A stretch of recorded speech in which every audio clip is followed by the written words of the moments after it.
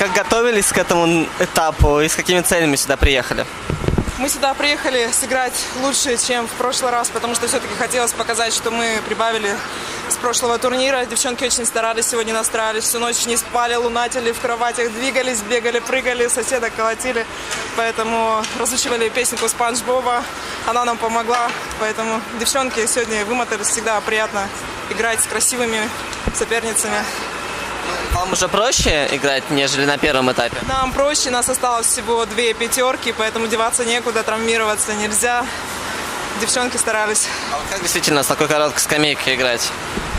Очень тяжело, но мы рассчитываем на то, что по приезду в Сургут все-таки нас будет побольше, у нас есть подрастающее поколение, поэтому на следующий турнир мы приедем, конечно, большим составом. В сегодняшней игре, как ее прокомментируете? Сыгрались отлично, это первая наша победа за 2 турнира, конечно, мы довольны. Главное не расслабляться и сыграть вечером достойно. А есть смысл говорить о тактике какой-то или больше все-таки играли на эмоциях? Нет, мы играли и на тактике, в том числе мы иногда про нее вспоминали, тренер наш напоминал о ней, поэтому стали учить, стало получаться. Вы Гризли-2 на первом этапе проиграли с минимальным счетом 0-1, сейчас выиграли 2-1.